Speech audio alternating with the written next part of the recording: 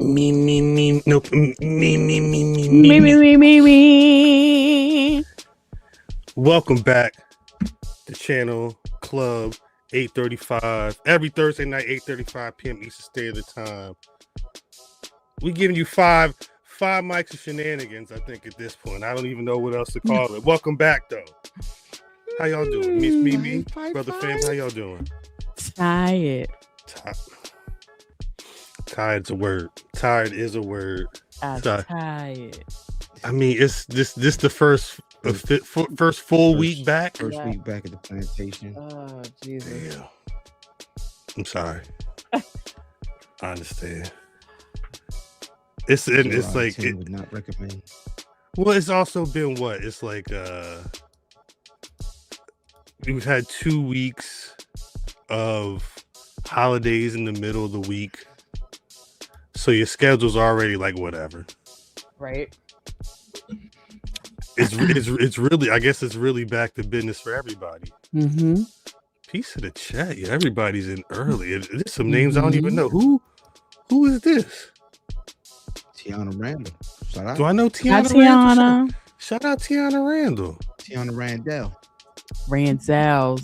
Dixon. Joe Shout Dixie. Oh, look at the shout you out. You can't shorten up Dixon. You're not allowed to shorten up Dixon. Joe Dixie is crazy. Joe Dixie is crazy. Hey DDM, how you doing, my brother? How's it going? I can't call it. It's the first week back. Come on, first week back.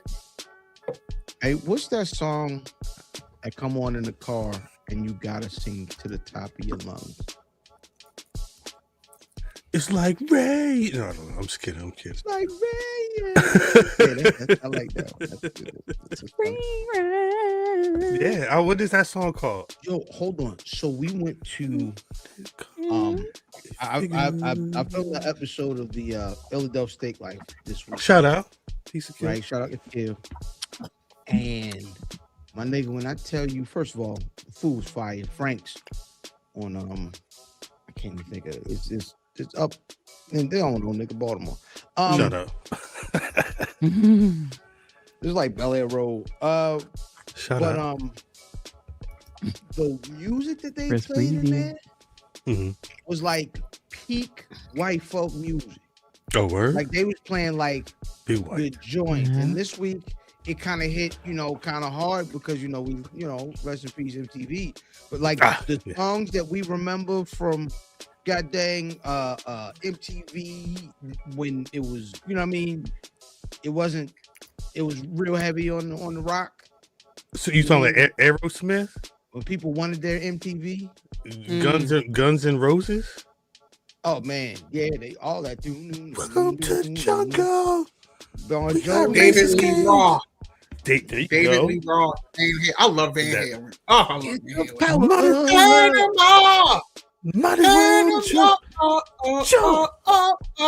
Yes. The 1984 album is everything. What's so then let's ask the two songs. Now it's two songs. Black, you got a black answer and a white answer here. Rock said, "Don't disturb this groove." I think that's an excellent answer. Yeah, record. That's an excellent answer. I don't know the words to it though.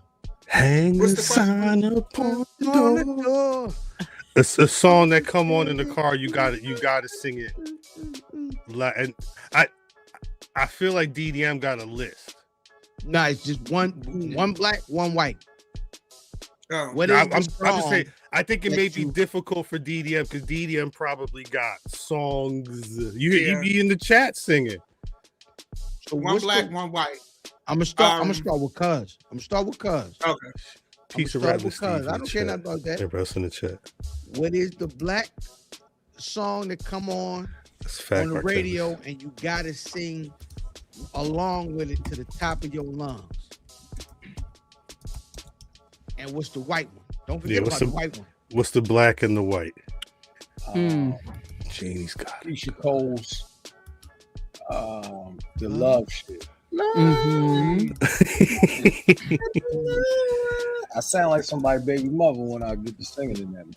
Yeah. Lil Yo upstairs like that song. That's a good one. That's a good one. Oh, damn. It came back. What's the white one? Oh, that's right. Because what's the name was singing it? Kai was singing it. I'm sorry. My white song that I like. I cannot. Chili Peppers is cheating. Ooh. Nah, I know it's not. It is. I drew some blood. Yeah. Fuck with the Chili Peppers. I'm gonna say. No, I'm gonna say the Chili Peppers. What song? Sometimes I feel like I don't have a partner. That's I don't ever wanna feel. That's all about heroin. You know that, right? That's all about heroin. That's so. I'm just saying. I'm just making sure we're on the same page. About heroin. I love heroin. That girl. Okay. That's what you said. Just making sure we on the same page. Mimi. I got it's a double. Start us with the white song. It's a double. Just let's go. What's up? Is that the song? Linkin Park, Numb. Oh yeah, it's a double. Too. That makes sense. What's the black song? It's the Jay-Z version, the remix. She's saying Linkin Park, Numb, Jay-Z, Encore. Sing Jay-Z. Without Jay-Z and with Jay. But you're not waiting for. After me, it should be no more. They did a good job marrying that. Like, I don't know about all of the songs, but on that particular version, they did a really good job of the back and forth. It's the only way I know the songs to know. Try so hard. That's a wrestling song if there ever is. That's a rock band song. So I used to play rock band hard. Shut me hard. I might still have the pads. And I might still have the pads somewhere. Let me find out Mimi playing Batista theme on Hey, Guitar Hero. nephew. Shout out. And let me get too big, head all off the screen now. You know? Yeah, it's off the screen, completely off the screen. You can't even... what's your Alabaster song? Shit, I mean... Jersey is something Bon Jovi, right? Living on a Prayer is probably the white one. I remember there was one. I mean, not New Year's, like years ago on New Year's Eve. Like, you know, me and my wife first got together. We went to a bar in Jersey, and they did like the champagne toast, and they was rocking out. And then at some point, the whole bar, whoa! I was like, God damn, we in Jersey for real out this bitch. But that's how it goes. Hip hop, well, I'm just like me and Fan was having a conversation earlier. I ain't know. I'm saying the black one for me. Like if I'm going to be screaming something, it's rap that food. Like, you know, some real, you know, nasty MOP type shit. But you know, that's me. Cause you like violence. Cause let me see this. I took you backstage, give you the keys to the Escalade. You think you cute, how? Take off them Gucci shades. I get my dogs to do you dirty. They all 7:30 rock a ski mask, whether it's June or February. I'm like a female rapper encyclopedia. But you don't know I bomb atomic. What? I am a female rap encyclopedia. He does. He is the female rap encyclopedia. Give me some honey buns then. Outstanding. I don't know the words, but I'm a modesty. Vodka seats when a vodka beat. Bitches vodka beat.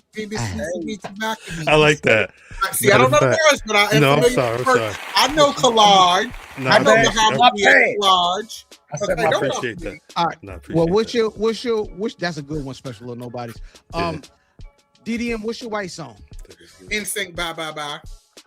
Wow, that made was that what we were singing in the car? Yeah. Was it that or was it Backstreet? For my Backstreet? backup, I'll do Spice Girls Wannabe.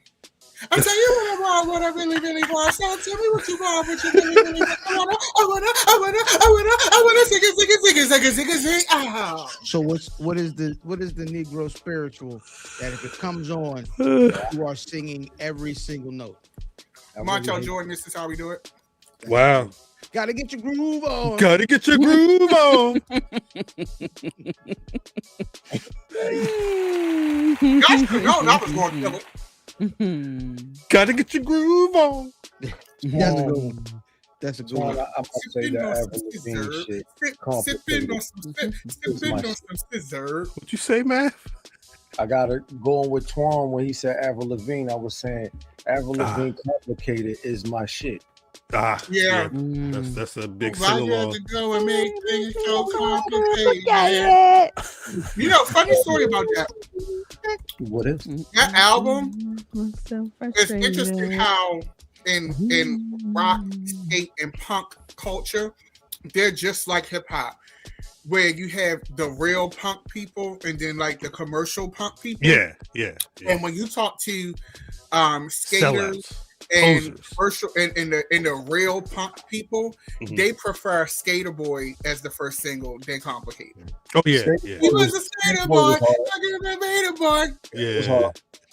Well, but it had more of the vibes, like Complicated. Like if you could have known nothing about the skater shit, and that was just like a poppy rock song. You know what I mean? That song. Let me tell you about that song. That song crossed over on Black radio. It's certain songs that crossed over, and I remember when she had that track that was selling out everywhere. Black girls in Park Heights knew Complicated.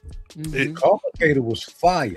It's that song. It's that song. That's like a gateway song into whiteness. That record crossed over so hard, and then another record that Gwen Stefani did it twice. With no doubt, don't she did a lot. She did a lot. But she played in the middle though. She had Pharrell up on them beats. In the middle. Yeah. No, that Alabama girl, they was doing remixes on 92 Key with rappers. Wait. It was. The drums was hard. But she was jamming with No Doubt. She was jamming with No Doubt for us. She was jamming with No Doubt. What? Don't sleep. That's That's one of them ones too. Nah, yeah, that's one of them ones too. Together, always. Yeah, don't sleep. She married a man and died, but not. Hey, Rock says sex and candy.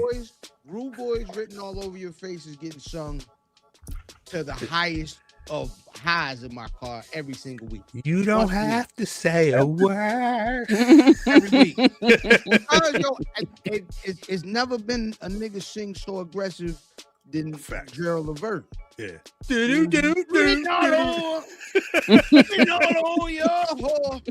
He left here way too early. Way too early. Yeah, damn. That nigga father Eddie's still out here getting busy. That's crazy. And Whitley was upset when he died. The white people joint, it's a layup. But come on, my nigga. I'm just a lonely girl. Oh yeah. The chokehold that song had on America. Nah, they killed Tony Soprano to that, yo. So at the job I had at the time, there was I used to blog about this dude. This blue was he was like a functioning alcoholic at the job, and he always no. The dude I used to work with, he actually passed away at the he had complications at the job, and they took him out and he passed away. Rest in peace, the homie. He would play 90 NJ 1015. It was like it's like low key, high key Republican ass talk radio station, but they played music. Like on the weekends, they would just play straight oldies. When Tony Soprano got it in the finale, and it was that song. A week straight, I would walk into that job and it would just be playing on the radio, and people just sitting there at the wall. Damn, man. Damn, they got Tony in the diner. The way drunk people, Tony in the diner. The way drunk people sing that anywhere. You know what I mean? No, the midnight train to any nigga when you drunk. That's one of them ones. Yeah, don't stop believing. Yeah, that's one of them ones. That's one of them songs that get white people buying you drinks. Yes. You know this song? What's he drinking? What's he Hey, what's drinking? this? You just My brother right there. Speaking of white people and drinks, I got into it with a guy at the bar last Sunday over the Ravens game. Oh shit! He tried to come through. He tried Why to would come you bring through the that bar. up? Like, why would you bring that up with Look. Yo, I saw Matt's tweet and I was like, he is insufferable in front of somebody right now. No, I'm not like, saying And being because insufferable in his hometown. he's on borrowed time anyway. So I'm gonna let him Oh, enjoy shit. it. Hold on. Last time I checked, Last time you Last checked, time I checked. we out. You sent us home. I'll Last pick time up I the checked. ball. He's going to be fired too. Trust and believe. Oh shit! last time that I checked, you had a whole bunch to say. Oh, and guess what? I will take that humble pie. But you know what? We went down fighting. Well, you You're zip going it to in get your started next week. You're going to zip get executed next week. You're going to get executed next week. Zip it in Enjoy your week. Enjoy your week. I have space on the couch. I got drinks. I got snacks. But when you come to join me after Monday, you're gonna be there for a long time. Damn. oh no, you're going to have it. Enjoy it. Enjoy it. But anyway, I got into this guy. Now, anybody who watched the game last week, whether you're a Raven fan or not, you cannot say that Lamar did not do his job. Oh, What we're not going to do. hold on, Dad. What we're not gonna do? I like Lamar, Mhm. but Lamar had a so-so. He had a Season. no. Last week he had a rough game, but he did pull out when he pulled it out when he was supposed to. Oh my He Jesus! did his job. He was not Kyle, don't leave. Come back on screen. I'm sorry. All right. He did what he had to do. That loss was not his fault. He can't throw the ball and catch it. He made first downs, running, making the first down. What we not going to do, and I had to get this man together in Frazier's on the Avenue. What we're not going to do, just Lamar. He not perfect. I said, well, the average NFL quarterback, the highest paid one, is getting $60 million a year. What you not going to do? Okay, what you're not going to do, and where's Math at? What you're not going to do, Look at me when I'm talking to him. okay? I'm very much that type of person. What you're not going to do is bad mouth. Oh, he need to go, and then because it was a white man, I was annoyed. I was annoyed because you're not saying anything about Mark Andrews constantly dropping balls. You're not saying anything about Harbaugh and his terrible ass coaching. Bring back Flacco. Flacco was a trash QB that Harbaugh made work. No. Listen, Joe Flacco had one of the greatest playoff runs of all time Because he had Ed Reed, Ray Lewis, Terrell Suggs, Tony Siragusa. Those defenses won those games. Not him. Joe Flacco went 20 interceptions. I'm sorry, 20 touchdowns, no interceptions. That's offense. Listen, they were known for defense at that time, but he played a phenomenal What we're not going to do is make Joe Flacco seem like he was the holy grail, because he wasn't. Because if that was the case, we would have went to the Super Bowl again. And the second one that we won was not because the first one that we won because of him. No, your front office. What happened was your front office gambled, right? So Joe Flacco was like, all right, I'll play under whatever. But after I win the Super Bowl, and then they gave him the Mack truck, and then he was trash after that. Why? Because you're dependent on Big Daddy Ray, icon, legend, overall father of the house of Baltimore Ravens. Old Goofy. You talking about old Goofy, yo? Old Goofy. Oh, I'm talking about the icon, Goofy, the yo. legend. 2 Super Bowl rings. That's what I'm talking about. Don't come for Ray.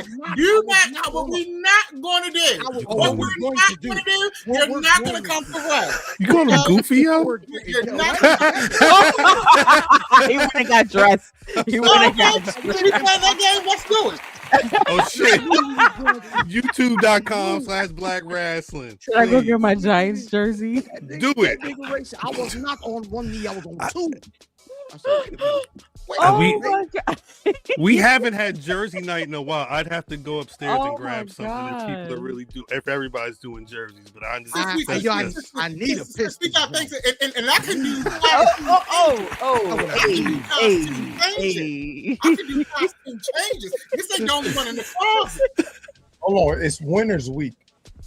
No, damn. it's Winners Week, and I'll give you that. But when was your last ring? Oh shit! It don't matter. We got Exactly, winner. I'll see you next week on the couch. Enjoy your time. I saw two. Enjoy your time. What Chris Brown say? Enjoy your time. Hold on.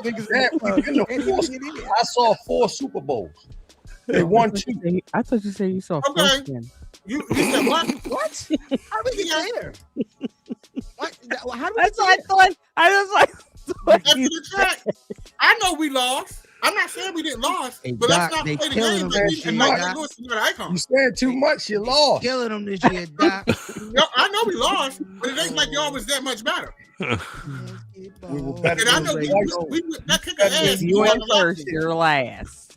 Yeah, you lost twice this year, Dad. Lost twice, man. The Steelers beat the Ravens twice this year. And I'll give you that. I'm not disputing that. But let's look at the record for the last 5. You got lucky on both. They cheated on the first one.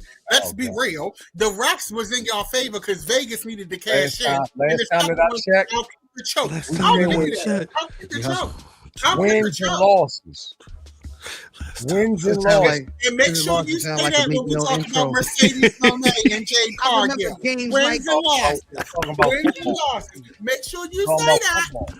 Make sure you say that, because when you can champion somebody who's not injuring people, then we'll have a conversation. Until Talking then, about football. I know what I'm championing. until then, I know what I'm championing. Bam, Ray Lewis. I go down with the ship, baby. I go down with the ship. I don't care. Enjoy your time in the spotlight. You I'll definitely down see you with on it. the couch next Shout week. out to the You're on Steelers. a soft couch, so it's nice and comfy. You won't get Shout out to the Steelers. Right. Shout out to the Steelers. Hey, yo, I said DNC that got a when, super spot for you. when this nigga Aaron Rodgers threw that last touchdown, I was like, man, I've been here before. Mm. It's that you nigga have. Aaron Rodgers. Yes, you I hate have. It's that funny. nigga. Man, I hate that nigga Aaron Rodgers. I hope So when he does in that that. silent- So does he. He hated him I so hope when much. that nigga's in that silent That retreat. hated him like, so much that he brought up Jay No. Cargill and Mercedes Monet. Yeah. He still said he did say how did Jay catch a And I stray in said this what I damn. said. And Wait, I what said did you say? What did and you say? I did. missed it. What did you say? And I did. You What said- did you say? That jersey will make you For the take a week. stab at But me. that's all right, because next year we're gonna bust your ass. And you sometimes you gotta let people who are not used to greatness enjoy their moment in the Oh, spotlight. man. Damn. And that's just the reality. Yo, shout out to all the motherfuckers there 7-Eleven. Soldier Boy, Ray, Earl, Shot. You know, we do give the charity every now and then. It's a nice tax write off. Yeah. Damn. Gosh. I can't wait. Gee. Hey, the funny part is, thanks to that loss, the Ravens have to go to Dallas next season. So I am making the trip. It's gonna be live. We're going down Oh, the street. word. Yeah, we're going down the street next year. I like We had a little. I'm trying to figure out, game. does Rock live in New Orleans or in Pittsburgh? Because he's doing a lot of camping in this chat. Okay. Now I understand you used to getting your ass beat by the Ravens, but let's not, Damn.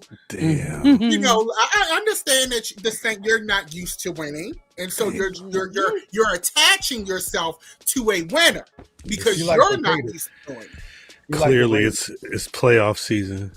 Clearly, it's playoff But season. at the end of the day, I won my fantasy league, so hey. Oh, shout out! No, that's what's You up. win every year, right? Oh yeah, because I'm that bitch. Who was on the team, Dad? I'm that bitch, and it's my show.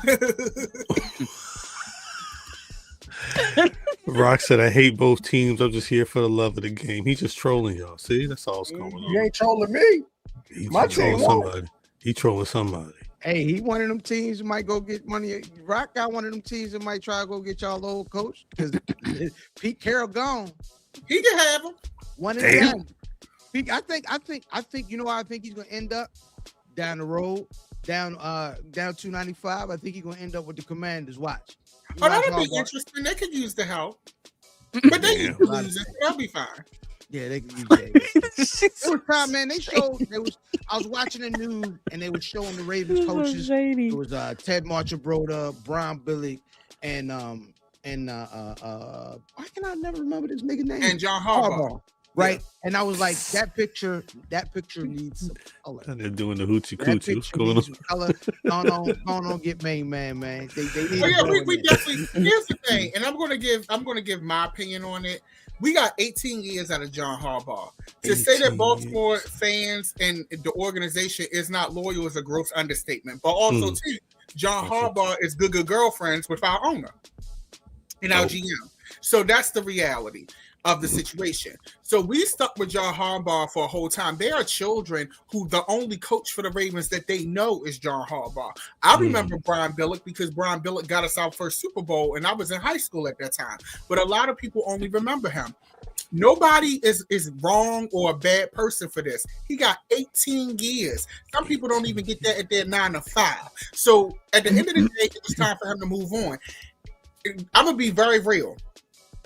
He visited somebody before this season started, and it rubbed a lot of people the wrong way. And then that same person endorsed him after he got fired. So in my mind, when I'm watching this team on the field, they look disjointed. I know that locker room was tense. I know it was some people like, I ain't even really feeling you like that. I'm not sitting up here pretending to be a sports expert, but I do know this. You can tell when a coach has lost his locker room, and John Harbaugh lost his locker room. That's the reality. I also think that he does not understand how to work with the Y-ends of this generation. He used the Ed Reeds, Terrell, Ray, all those guys. These guys now, it's a different play. But what I find interesting is that when Lamar does bad, he got to do press conferences.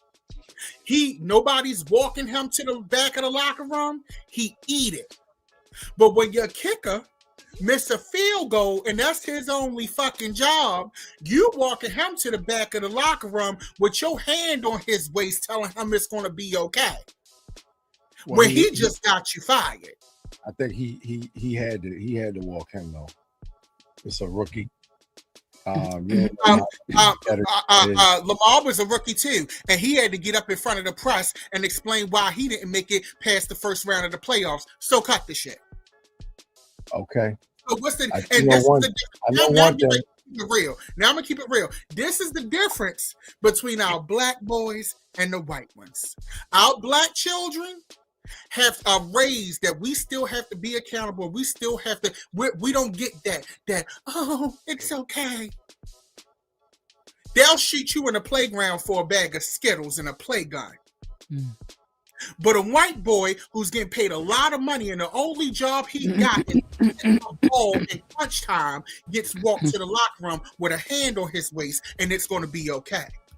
But Lamar has to explain why he asks for money that he deserves when this quarterback's getting the same amount as him, maybe a little less, and they ain't doing half the shit he doing. You know who is a good example for the young brother that they kind of take to. Mike Tomlin, nigga. Shout out to the Steelers.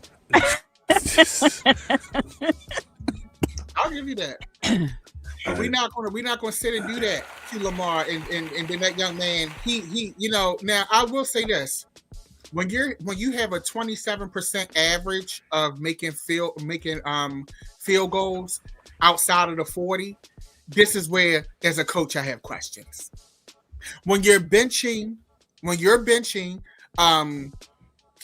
King Henry, when you can just run the ball a few yards, I have questions. That's why your ass got fired. Also, too, you didn't want to get rid of your offensive coordinator because that was your good girlfriend. And our GM and manager was like, "Look, girl, we'll keep you warm, but we need to make girl. It's here, little girl. Who's the GM over there?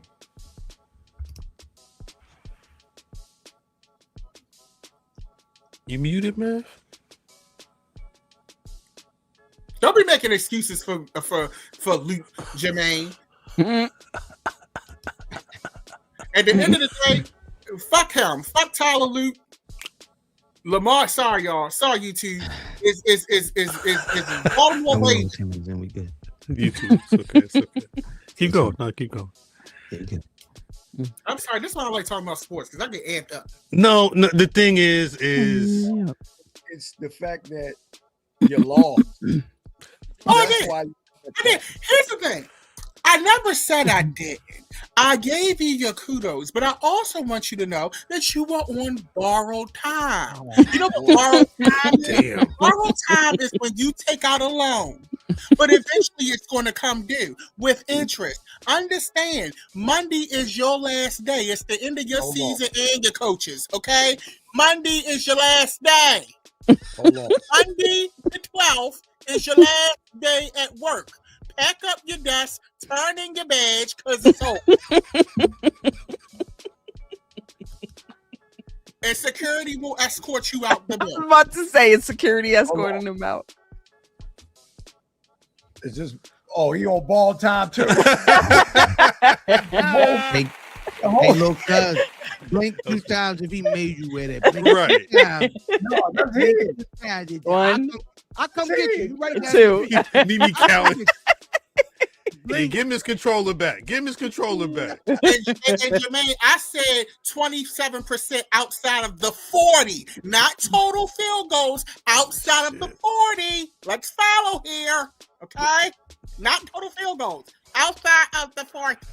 We gotta have a pop culture show. We during the football season. We probably need a football show. Oh, we working. Listen. The oven is on. We don't. The oven is on. No, we do. The oven is on. Don't worry. We do. It's been about 15 some odd minutes.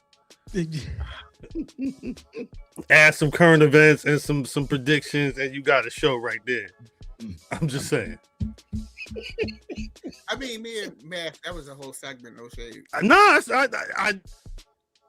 who else is going to give you a whole football and Lamar analysis and then talk some wrestling? And then talk the Steelers winning. Is Lamar going? They say Lamar want to go play in Miami. Lamar won't go to Miami. That's his hometown. Then swap him to Tua. Tua can make it in Baltimore. No, Tua can't make it in Miami. Right. Yeah, nah, Tua gonna get a concussion opening the plane tickets. You know, if Lamar do go, that'll open up the salary cap because we get ready to pay him almost $75 million this year, which is going to cap us. Jesus. You know, that's going to hurt the budget. So if Lamar, but I love Lamar and everything, but I understand, Grandmam, you want to get that trophy. I get it. I hope you get it with the Dolphins. Oh no, the trophy's not in Miami. Trust me. Yeah, I was gonna say where is. I'm not crazy. I don't hear It's Idle Gray. There's 2 things wrong there. But go ahead, cuz. First of all, Idle Gray, he's not from Baltimore. He's from Severn. Okay. Oh wow. First of all, I didn't like how much S he put on that. There was a lot going on. Severn. Too much S on that first of Severn. all, we came from a household with our grandparents. My grandfather, who was from right outside of Pittsburgh, was a Pittsburgh Steelers fan. Idle Gray. Yeah. I'm from Maryland. 410 to be exact, Severn to be exact. Shout out to Dap and the rest of the losers wherever Dap is from. That's how I'm a Steelers fan.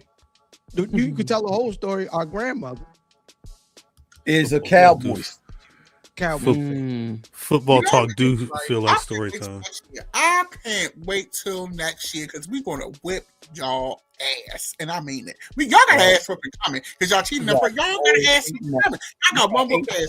Long. 3 long. Sorry. Long months. Oh God. Y'all a mess. I love it. Crazy. Nah, 18 years and we gotta stop. People getting injured now. I think that's what we have to do.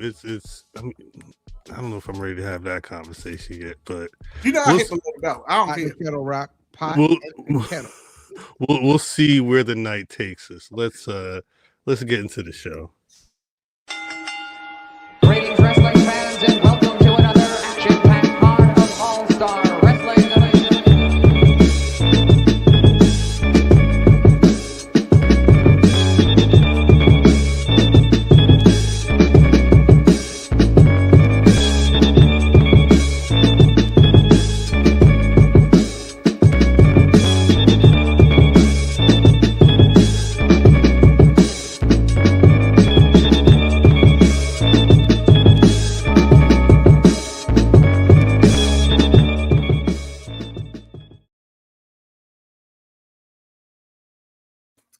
Damn.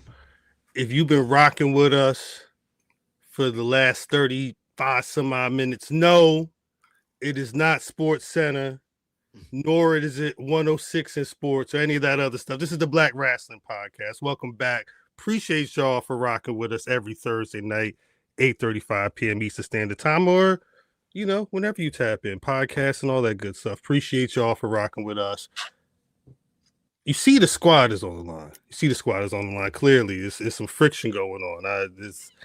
If you a Steelers fan or a Jersey or a Ravens fan, it's Jersey night is all I'm saying. But I'm not. It's your boy Cal. I don't have my Devils jersey on, nor do I have a title bet on me. But you have to call me. Nigga, please. At least until they go over to Riyadh. Squad is on the line. Miss Mimi, say what's good to the people, yo. What's good? What's good? What's good? What's good? What's good? What's good? What's good? What's good? What's good? What's good? What's good? What's good? What's good? What's good? What's good? What's good? Mimi look like she in the third hour choir rehearsal. Facts. That's that tired tambourine. Nigga, I'm trying. Tired tambourine is the name of the episode. TDM. What's going on? First, I want to say B-Fab and Misha, keep your head up. Damn. We know it wasn't you. Shout out to BRP Universe. Brother Fam. Hey man, it's me. It's me. You know what I mean? IlFam79 on your social media. Follow me, and then you know what I mean. Say something to me, nigga. I don't know. Facts. Matthew. You know what it is. Black and yellow, black and yellow. Oh, black and yellow, black and yellow. You know what it is. I knew what it was from that first. Yeah, you see how I told you. Every time you lean into the mic. You know what it is. Black and yellow. Damon. Jesus. Shout out to the winner's circle. Everybody outside of it, you got 8 whole months. Yeah. Welcome back. It's been another week. We've had a couple of first Raw versus first SmackDown, first Dynamite, first NXT of the year. One thing I forgot to mention last week that I did want to, for anybody who hasn't been paying attention, Netflix I believe is building the WWE archive library. I don't know. I'm not saying cancel Peacock. I believe that's where the Saturday Night's main events and the NXTs are. So you do what you got to do. But if you were subscribed to a service for the archives, go search WWE in Netflix. Don't search fake ending though, because you're gonna be disappointed if you disappointed about that side of things. I don't know if WWE is in Europe yet, but I believe there is SmackDown a UK show? It's in Berlin this week. Yeah. Tomorrow night's in Berlin. Yes. Okay. All them bad drinkers, niggas drinking good beer out there. Because it's the 3 stages of hell match. I'm actually glad with Drew and Cody. Okay. Right.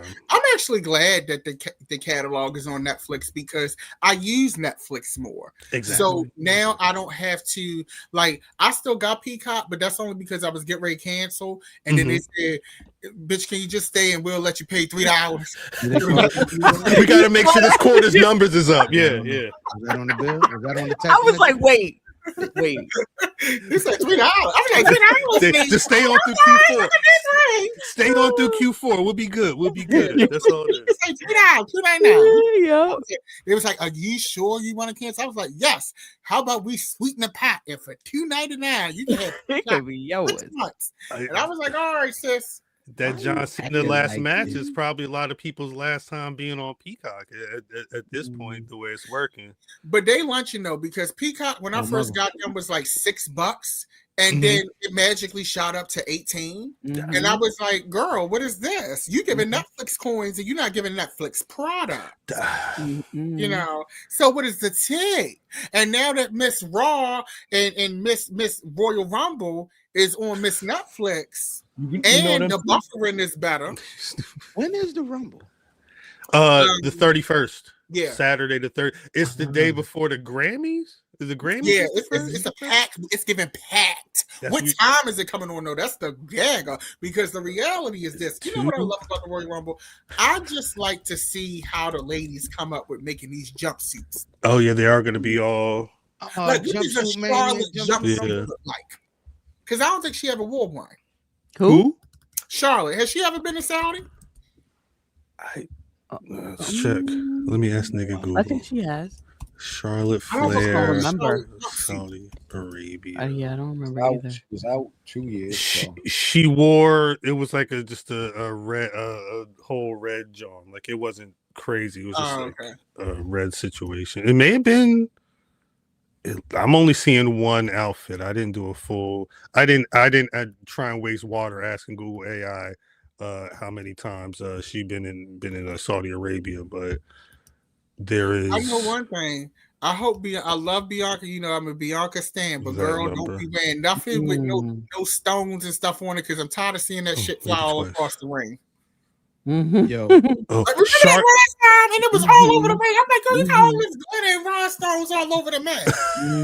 Hey, was I the only one that zoomed in when they had that Stranger Things commercial with her and Montez? I was like, all right, well, she ain't got nothing on her hands now. Trying to figure out what's going on with that finger. Nah, you got to. You was like one of them Stranger Things. You was trying to conformity gate on Bianca Belair. Look, it's a 7 in the background. It's 11's in the background. Nah. Yeah, Riyadh, it's 2 p.m. I believe is the start time. Riyadh Rumble? Riyadh Rumble. Brunch? Oh, it's brunch. I'm cooking pancakes and eggs over here. Yeah, I believe it's. Are you hosting, Sam? I hope so. I gotta get that one. I just gotta get it approved by the front office.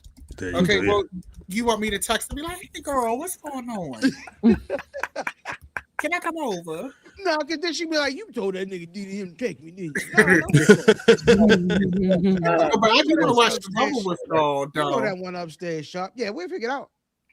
There's no time set for that, right? Yet, right? You said what? Time set for that, right? It's mimosas and scrambled eggs, baby. Kyle is confused. I didn't hear. He said it's no time set for the Rumble yet, right? The start time is 2 p.m. Eastern 2 Standard. o'clock. Okay, so that's mimosas. It's 11 o'clock in Los Angeles. Yeah. Chicken and waffles and mimosas, babe. Someone. Brunch wrestling, brunch time wrestling. I just want to go on record and say that I hate that this is in Saudi Arabia, but I understand that the Saudis is not going to keep giving them money for glorified house shows. So they said, we want something. You got to give us your big ones. And they get in WrestleMania too, I think, right? Next year. In 2027. That's crazy. And who's going over there for that? He is. Never. In a Ravens jersey. Ooh, Stephen Ocon has a good name, Brunch and Rumble. I think that's a good concept. Brunch and Rumble. Somebody better. or the Rumble brunch. Rumble brunch, the brunch rumble. The problem that I have with this is I know that everything up to this point from Saudi Arabia has been ass. Mm-hmm. They could still be. I don't believe that this is going to be any different. That could happen. I mean, it could be ass in Saudi Arabia, or it could be ass in Minneapolis. Like at a certain point, the people driving the ship. I don't look. Sure when you move them shits overseas, I feel like it's automatically gonna be ass. I feel you, because a few of those shows like Clash at the Castle and stuff, they were good. Like, but I understand what you're saying. But I think at a certain point, like some of them shows, the way that they if you look at the results, you're like, oh, that feels like a glorified house, or that feels like a TV special and not a real. They didn't really get a PLE. They didn't really PLE it up. But they at a certain point, the rumble is still got a rumble. You know what I'm saying? Like that. You still has it. No, what I'm saying is, in terms of booking, you have to determine when the two winners that are going to be main eventing in in Vegas in April. Like those things have to be done. So they have to at least take the time to do the storyline booking on those ends. But the overall show could still end up being a pile of mid. It's episode 1 of Mania season, right? You know essentially, yeah. And WrestleMania is the season finale. So, I mean, I feel like they've just been kind of doing stuff, and just recently, this last week or two, is when they've started to do things. Like I said, they had to reset after the vacuum of Cena, and then they kind of tried to make it look like they weren't doing nothing, and then the year really got started this week. Well, I was like, last Friday is like when they was like, all right, let's go in, let's get it rolling. But I think we just getting there. Well, I was gonna say Friday's probably the best place to start. The biggest news I would say from Friday had to have been Trick Williams making his I get it was that was officially him being SmackDown. Like I don't know if they ever said Trick Williams signed to SmackDown, but Sami Zayn's out there talking the talk about, I'm about to be that guy. I got the one thing I ain't done is get that world title, blah blah blah. And Trick walked out there, coke white. Whole fit was white. It was cocaine in the pockets of that jacket. And made a real statement. He made a huge statement at that moment. That South Philly Scante. I thought it was funny because the crowd was like, he's healing. He ain't doing nothing but heal right now. But wait. Why is he healing? Like a bad guy. He's being a bad guy. No. Why he gotta be the bad? He looked like a hero to me, nigga. You don't understand what he See, yeah, man. Man. Darth Vader was a bad guy. Yeah. I love Trick Williams. I love Trick Williams. If I saw Trick Williams, bad guy. That's how it worked. Because he cheated a little. I didn't. Did I say he cheated? No, I'm asking because he cheated. I'm saying in this conversation, Sami Zayn was out. It looked like a winner talking to a loser.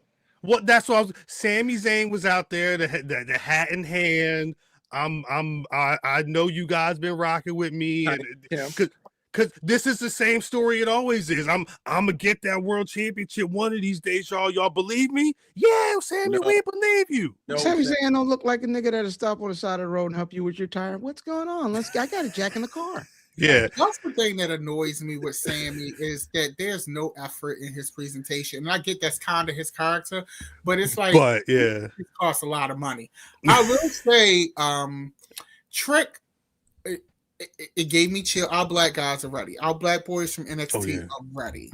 And when Trick came out, first of all, the crowd knew his song, and I loved that. To hear the main roster crowd singing his song, he comes out in the snow white fur with the lemon pepper steppers. And what I love about the physical presentation of his gimmick is that now I'm going to get in my fashion bag a little bit. He is channeling the great 1970s blaxploitation films, but giving it a modern twist. The platform shoes, the big furs. And it's so funny because I went to see Victor Coffee. Sweet.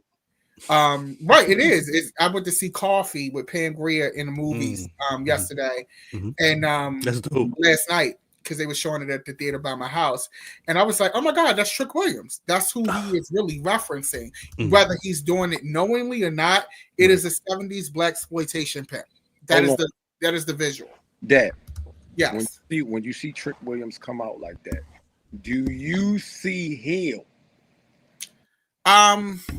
I think the definition of heel has transformed over the years. Absolutely. And I think that two things can be true. Yes, you are looking at a winner and a loser.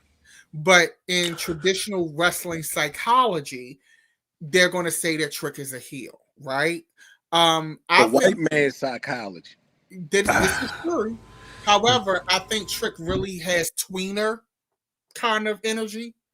If I'm being honest, I agree with that. Yeah, you know, he has I think Trick is the type of person that he would be able to generate heel heat, but he's a heel that people will still support.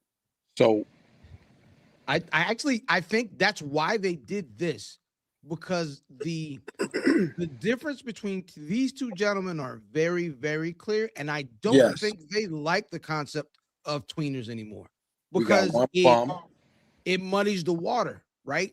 So you don't want you want to be able to tell clear-cut stories. Because the trick of wrestling is to dictate to your audience. And when they start being like, no, we want to cheer this guy, that's when they start having problems. But the thing is, cool heels I don't like cool heels anymore. So you're gonna have to change the music. Yeah, that's a fact. That's a fact. And you can't change the music. They may. You can't. It's going to. This is what I'm saying. That duality there makes it hard to book him because they want to tell black and white stories. Yeah, and the black man is not the heel this time. I think what you end up doing though is because he's wrestling Ray Phoenix on SmackDown Friday night. Oh, that's a win. Trick is gonna win. A win. Remember when we was at watching WrestleMania? Naomi came out with the whole new music. What was that WrestleMania? What pay-per-view was she came out with the whole new music? That was I think it might have been WrestleMania. Whenever she had the whole it's like an official signifying of the character. I don't think you could introduce anything with Trick the first time he's on TV. That first time he's going to wrestle, he's gonna have a whole intro. They can really debut him the way they want to debut him. He may have a whole new theme song. It may not be whooped that. It may be some slower down. It may not be something you can chant. That's cutting them off. You better not. But and then what you do is when he turns a heel, you bring. At some point you can't have them scream and whoop that Trick if they want him to be the bad guy that they're not cheering. He's not a bad guy, right? If you're trying to build stars, which this is what it seems like they're trying to do, they're trying to create a new generation of stars. It does not do Trick or the product a service by changing his theme song. That's like when people used to say that dumbass shit about Bianca need to cut her ponytail, and it was like a year into her reign. Like, girl, get the on my face. Like, what are you people saying? They changed Lash Legends music twice, right? Well, that's because hers was horrible and nobody knew it. That's different. We wasn't going up for that. We wasn't going up for Lash music. Right. I'm going based off of like what they're doing in debuting and turning these people into the character when they go from NXT to the main roster. It's how it goes. Just be ready for it. This is what I'm saying. when you brought up the topic, I'm not talking about when the nigga music hit. Of course. On Friday. I'm talking about when you brought the topic up. And I called him a heel, yes. No. Hold on. When you brought the topic up, the chat went up. Now, I'm not talking about on the show. So Friday, you saw what happened when his music hit. Them niggas went bonkers. And then they had him cut a heel promo on Sami Zayn. I mean, what? So they're already doing what I said is the problem. I don't think they could. I don't think they're going to be. How long could they be in a situation where he's bouncing back and forth, where he's getting all the cheers, and then he's also doing the dastardly stuff? It's not how they do stuff. I just think personally, we could be wrong, right? I just don't see them changing his music. No, I don't think I see that, but that I feel like it's a problem because you want him to be a bad guy. He ain't no bad guy. You are presenting him as a bad guy, and then you're coming down and letting him do cool stuff.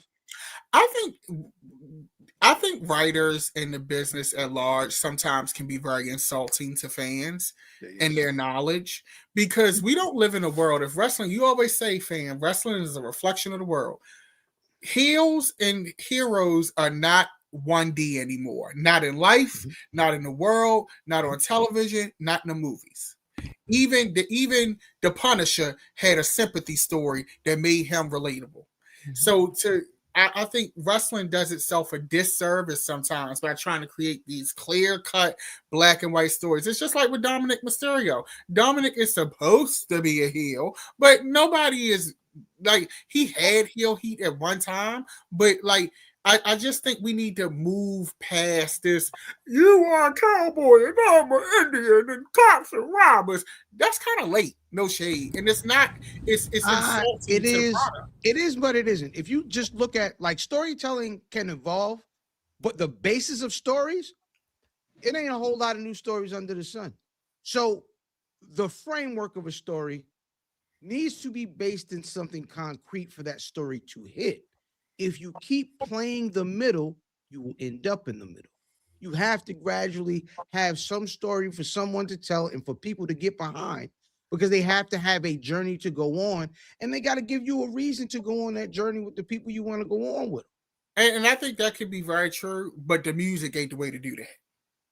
I mean, the music is, for me, the music isn't, they don't need, I don't think, I mean, I definitely don't think they're gonna. What new talent? Let me ask you this question: what new talent, main roster or NXT period, has a song that gets people up like that? Bron Breakker don't got it. Nothing. A lot. He is real. That is very idiosyncratic and unique to him as a new talent. None of the new talent have a record that gets the crowd up. Yeah, that trick is something we all know and like to say. Right. And Bron Breakker don't got one. Nobody come up like, oh, rock. Look at what happened to Becky you Lynch. are the most immature nigga. Look at Becky Lynch. Becky Lynch changed her music, and I think it was dumb because nobody likes that song. Like her. Nobody is singing that song. You need to go back to I like the work you're doing, but bitch, when that is coming town, like nobody's singing it. You sound like you proving my point. It sounds like when they turn these people into certain type of positions, they actually end up change their music and stuff like that. Like, this is something that happens. I'm not saying it's gonna happen with Trick. I'm just saying be prepared, whether it's Friday night or sometime soon. So, but also look at all the work that he did to get where he is. That it had nothing to do with the song. Like, I don't want him to become the Trick Man, like the Yeet Man. You know what I'm saying? But he's not. He's done. This is what I'm saying. He's done so much work. He's done so much work as a character that, like that, all that TNA run, like, he really, nobody else profited off of that as much as he did. right? Shit. And if he did that with the song. So he can do that again with the song. I just don't think changing that man music at this critical time with his transition is the way to go. I just don't think it is. I don't think that serves him. I don't think that serves the product. And it doesn't serve the fans. The fans enjoy singing that song and they are invested in the character. Now, who I think is a song and a gimmick is Joe Hendry. Joe Hendry is a song. Joe Hendry is that. And he just popped up in the stream. No, I'm just kidding. Right.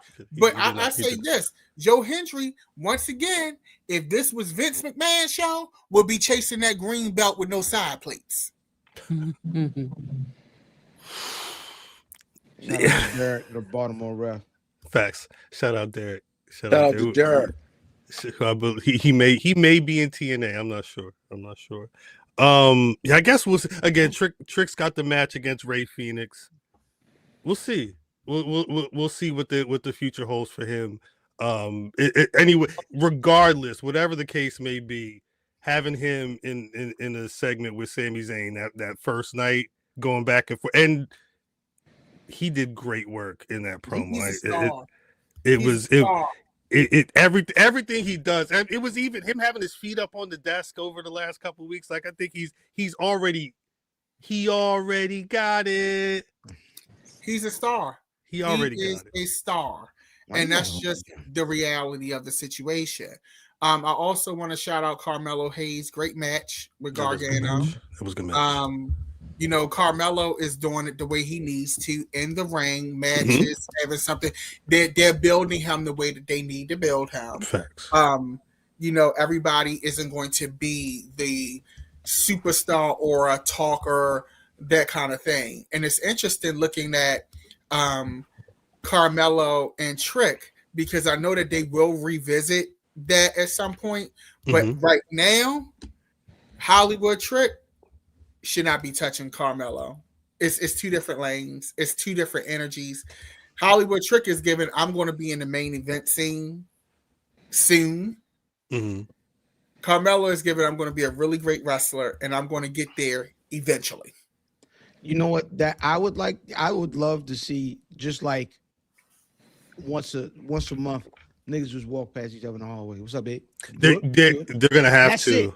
Yeah, like that kind of stuff, and then you build it. You know what I mean? But that's a god dang Diesel Shawn Michaels that they could do eventually. Facts. Yeah. 100%. But right now, I'm sorry. I view Trick as elevated. I put Trick over Carmelo right now. How you view Giulia? That's dead in the water. Go back to Japan. It's done. Hey. Wait. He watched the show. I watched the show. I think Giulia is a great wrestler. Let me be clear. Wait, hold on. Before we get too there, I want to say one thing. Transition. In regard to just to pick up on something we had last week, we were talking about the Ciampa Gargano situation. It's that Ciampa is apparently gone after his contract is done. So it sounds like them as a tag team ain't happening, but that's probably why Gargano was out there with his lady, doing the damn thing. But to then transition on the night, another title change. Giulia is now a 2-time Women's United States champion. She beat Chelsea Green for the title. I'm not saying that's why DDM is got words. He got Miss a bunch Giulia, of but I love Giulia. I think Giulia is beautiful. I think Giulia is an outstanding wrestler, but the reality is Giulia was called up too early. Giulia did not cook enough in her TV development in NXT.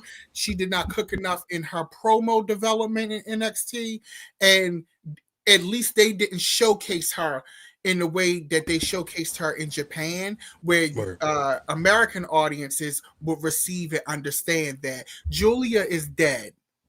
And I say that because they have ran her into the dirt very quickly, and they're putting her with a belt that nobody cares about unless it's Chelsea Green. It's becoming, you know what this belt is becoming? It's becoming the women's equivalent to the $1 million belt, where it only matters when Chelsea Green has it. And What? And the reason why I say that is because who else has had the belt? Zelina Vega, nobody cared. Giulia had the belt, nobody cared. Chelsea Green gets the belt, and it's kind of like an accessory for her, right? The way that they have to build this belt, if you put it on Giulia again, Giulia has to have viable contenders like how Ilya Dragunov had. Yeah. Where she's going out there and she's putting on stellar matches. They got her with Kiana James. Kiana James is not doing her a service. Chap saying she's dry. They're not. She's not doing. Kiana James wasn't a strong promo by herself at NXT. So you have her here with this young lady. It's not working because nobody cares about Kiana James, and now nobody cares about Giulia. So you got two people that don't nobody care about. Giulia's only chance is she is going to have to get in there and wrestle girls at a certain level. Wrestle. Yeah, they Let got her wrestle. and Natalia do a clinic. Okay, let her and with some of these other girls that are let her and Roxanne, even though Roxanne is on Raw, let her and Roxanne go at it. You got to put her with ladies who can really wrestle. That's it. And you have to tell the story just like how they did the men's United States. You have to do that because otherwise you're giving this young lady a belt again that nobody cares about unless it's on Mother Green. And you're driving the belt in because let's face it too, another thing, you're putting these mid-card belts on women who can't wrestle or who don't wrestle well. Okay, you put the Intercontinental belt. Yeah, Lara is a great wrestler, but she dry as hell. You had to put it on Rebecca. Rebecca made the belt mean something. Then you go and you put it on Maxine. like what? And this is the mid-card workhorse belt, the United States belt. You take it off of Chelsea Green too early, in my opinion. And then you put it on Zelina Vega. Zelina has it for 30 minutes. Then you put it back on, you put it on Giulia. Okay, you already setting Giulia up to fail because she beat Zelina Vega for the belt. Wait, that wasn't a bad match though. I'm not saying it wasn't a bad match, but where is Zelina standing in the bank with the WWE Universe when it comes to wrestling matches? It's not high. It's giving overdraft fee. It's giving $35. Overdraft fee, damn. On. Is she broke? That's what the crowd is giving. Overdraft fee is crazy. Okay, so you have her beat somebody who nobody is invested in that way. Okay, so now Giulia has an uphill battle, and then you take her off TV with the belt. She ain't defending the belt. I didn't think it was uphill because she already had the name. You know what I'm saying? He had the name to NXT and to Japan. It's showing that on the main roster to the general public in America, she don't have the name. They may know her, but when it comes to translating, and this is the problem that an international act has on WWE, everybody is not going to be a Penta. Everybody is not going to be an Asuka. Stephanie Vaquer. Okay, everybody is not going to be a Vaquer. It's certain you got to have that thing, and Giulia is too chic and suave and demure in her attitude that it doesn't translate. And then when she tried that Arrivederci thing, it came off corny because that's not who she is. And then those braids are not helping you, Giulia. You need to go back to the straight hair. There's so many issues. Hold on, what is it Arrivederci thing? The issue is she's part Italian. Was booking already. And she said Arrivederci? That's the issue. Yeah. Who booked that? Yeah, that's a good question. She's just trying shit. Sometimes you just have to let the singers sing and the rappers rap. And if you get it's what they did with Dragunov. They let Dragunov just wrestle, and it added so much value that he bled onto everybody else that connected to him. Bled, no pun intended. And just let the rappers rap. Don't have her come out with sometimes they just do too much. I saw a report that said that Dragunov be rapping. So they said Dragunov matches was so intense, people wasn't trying to rap all the time. Like because they was like they left like legit like ow. like that shit hurt. But I got that vibe when he was wrestling Carmelo. It looked like he was really trying to like, all right, you gonna earn this title. You about to get this title. You really got to work for this title tonight. But no, I definitely echo the idea of Giulia. If Giulia's going to be this champion and you're going to make this belt a workhorse belt, she should be an open. In the chats, people have said an open challenge. She needs to be wrestling people, but I think that's something we always circle back to, especially with the women's divisions.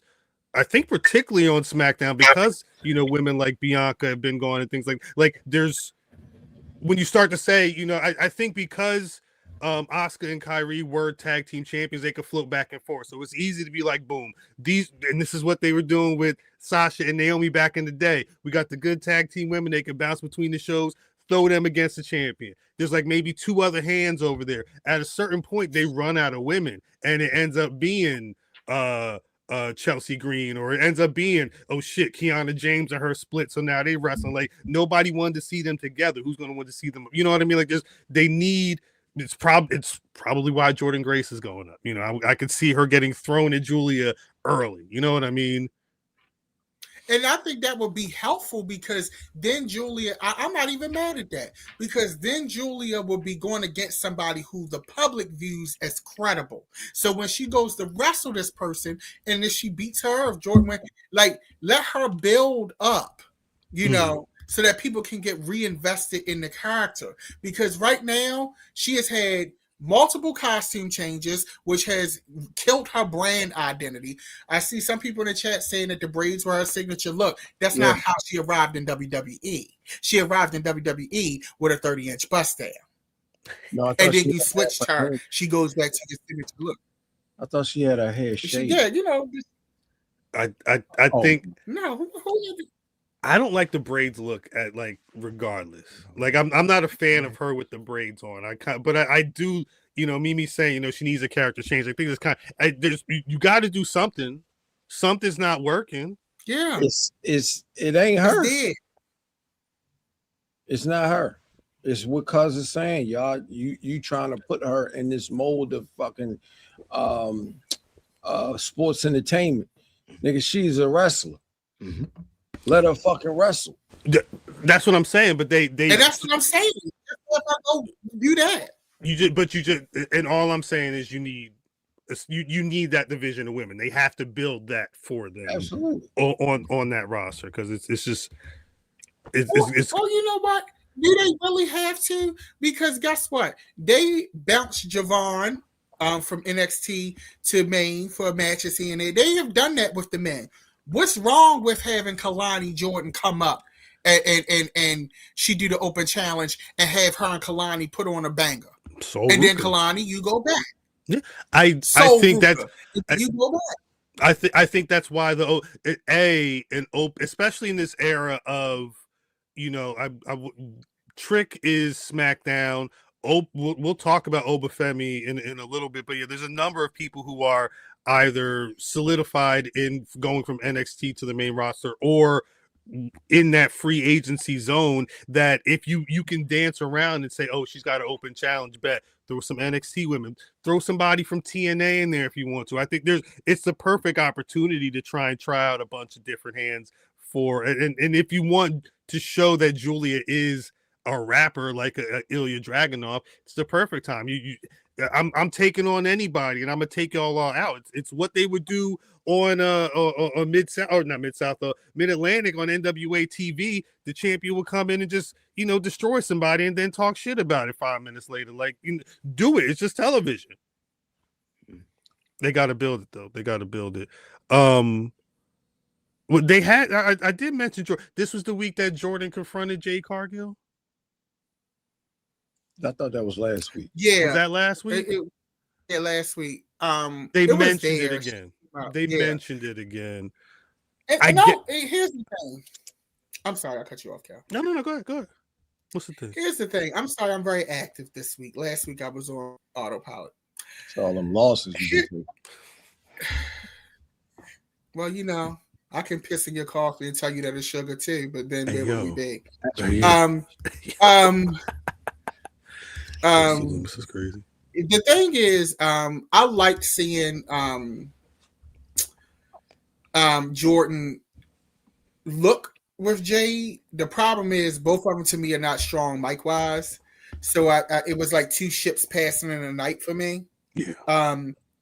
I like Jordynne best when she's wrestling. I hate Jordynne when she talks. Yeah. I agree. I think Jordynne feels like she's very sure of herself, but the thing is if you don't like that character, you're not going to vibe with what's going on with them in any type of situation, because it's always going to be too much of a thing that you hate. Always. But excuse me, I that's actually funny. It'll be interesting to see whenever that match happens. It could be, I don't know if that's something they're going to do. Is that a Rumble match? I don't know when they would want to book that, but that's something they could put on soon. The problem is, I think, are you going to have Jordynne Grace in her debut lose to Jade? I don't think she's going to face Jade this thing. She used to eating them. She stay eating. I knew it was on the way. But if she, I knew. Oh, you can eat. That's what she be talking about. Hey. But if she keeps eating pens, right? Keeps eating pens, then that character becomes less credible. But you have this woman who's jacked, and it's like, so and especially after her appearance in the Royal Rumble when she came, when she was still with TNA, and she had a great showing in that Royal Rumble. So, I think we're entering a space where who you think should job doesn't, and who you think should be higher is jobbing. Oh, like in no world would ever put that belt on Maxine Dupree. I mean, I guess they tried. I get that's probably as good of a segue as we'll get to the Stranger Raw that we had this past Monday, because that was one of the it started with the women's tag match where Rhea and Io won the women's World Tag Team Championship. I online, I feel like people weren't as happy as I thought they were going to be for that moment. I feel like the crowd went up, but I see, because I think a lot of people have been invested. I don't know if they wanted Charlotte and Alexa to get the titles back, and they may not think it's going to happen because it's not the Kabuki Warriors. I don't know, but I've seen people like not necessarily be up for this as much as I thought they would be. But they did it. It's been title change season. It's been title change season. Not at the end of the show. What what's made up, you man? think that people were going to go up for that title win? Because Rhea and Io have been it pairing. You think so? I think a lot of people. I'm just asking. I'm not. No. Well, I saw, and I hate sometimes. I hate seeing a headline on a dirt sheet and clicking the story and being like, y'all, some nonsense. But like, there's been reports of just the relationship between Rhea and Io. Like they genuinely are cool with each other. You know what I mean? Well, for sure. I think a lot of people are drawn to that pairing, and the thought would be, oh, people like them so much that they like how they, the looks that they give, and them just being a team together, and they just honestly just they fuck with whatever Rhea's doing, give them the titles. That's what that felt like to me. I don't like it. I don't know if those titles are ever gonna, quote unquote, move a needle. I thought the titles were in a good spot with Charlotte and Alexa Bliss. That's what I'm saying. I think they was cooking. It was a story. It was. I don't know what this is. What they about to is Rhea about to end up with the Kabuki Warriors? Nah, they about to lose it. Don't. Them shit's going to Judgment Day watch. I would like to see it.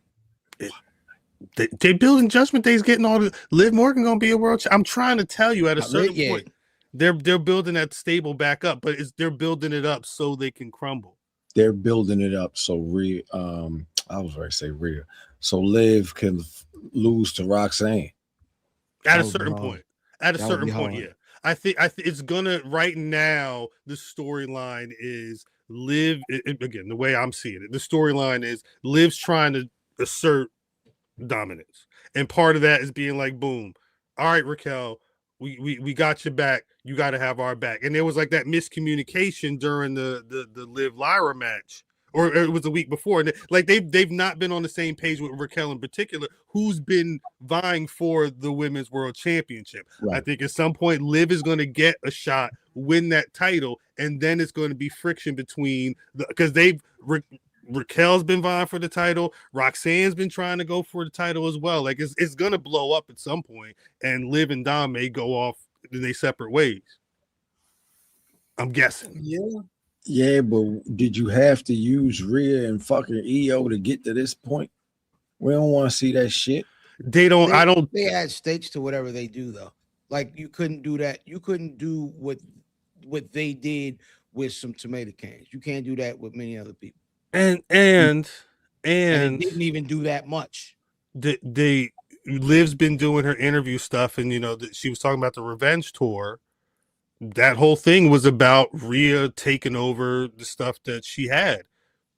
I could it's easy enough to be like, Liv, oh, you got them titles. You remember me? I'm taking that shit from you. I'm destroying your friendship right now, and then just going. Man, get her out of here. I don't know what to tell you. Watching at home, don't Liv have a movie coming out soon? I think so. She was filming a movie last year. I don't know the date of that. It was some it was like an action situation. I forget what it was. One of them like action type motherfuckers did it too, but I don't. She was only. I think her filming day was only like a day or two, so I don't know how much of a role she has in it. But yeah, there's something coming out in a second. Yeah, it was in Japan. She went over the film last year or the year before. What else happened on Raw before we got to the main event? Well, we've talked about CM Punk. We've talked about Bron Breakker. This match was, I don't know if I want to say a long time coming, but I feel like they've been building towards this moment for a little bit. I thought it was going to be a pay-per-view match, to be honest with you. Well, you thought the two of them wrestling, they would have waited until a Rumble or something like that? Yeah. Who are the top 3 heels right now? I'm more interested in 2 and 3, but who would y'all say is the top 3 heels in the company? Drew is one of those positions right now. Gunther's probably number 1 on their list. That's by default. But that's the thing. So Gunther has kind of has to work himself up because that Cena stuff wasn't for no belt, and he's been before that he was losing. So he's got to build himself up to a feud with somebody in one of those titles eventually, right? So they got to do something in the meantime, in between time. I think guys like Gunther give me the guys who, they see main event for, but they don't see it yet. So those guys got to eat pins right now until they're ready. Bron Breakker would be 3. You think he's top 3? No, I'm asking you because he's in this spot here. But it's on a Raw. It was the first Raw of the year though, which they do. I'm not saying it is what it is, but that this was the Raw. You see, they was in the upside down. Like I can't comment too much because they only did so much, but they tried their best to Stranger Things up. The chapter thing was cool. I like how they did the chapters, but I thought that was really dope. Yeah. But I'm and again I'm not that means what it means, it's less or more, whatever. But I think in their mind, Bron Breakker is in that top 3. Yeah, that's not good. That whole squad would be in 3. Because it's open to the floor. Like who else on Raw that's not in the Vision could occupy those spaces, like on some real shit. And I think that's an issue for him, and I think it's showing. It's Like, definitely. where the heels at? You know what I mean? Where the heels at? Where are Brock isn't around. I'm not saying Roman's a heel, but Roman's not around. Jey Uso is Usoing it up, and he was on like a heelish track for a second. I felt like there were a lot of main event niggas, and then it wasn't. Seth is injured. It's Drew. It's definitely Drew. It's definitely Gunther. And then the rest of the field. The Vision. Who else, Mimi? Who else is healing right now? Who else is top healing right now? You guys are struggling to figure it out because the product is not where it needs to be right now. But the fact, I think that's the thing we're circling. Yes, that is the thing. I think this is the catch-22 because I also think the product is struggling because you don't have the main event scene is almost non-existent. It's like two guys, and one of them is Bron Breakker. Created. One of them is Bron Breakker, and he's not ready. That was that match was an interesting match. I know it was obvious to a lot of people. Our chat was buzzing for whatever. We saw CM Punk come out with the CM jacket on. It was an obvious a shot at Bron Breakker's lineage. Yep. Bron Breakker he was the Stranger Things it up. He was bloodlined up for the show.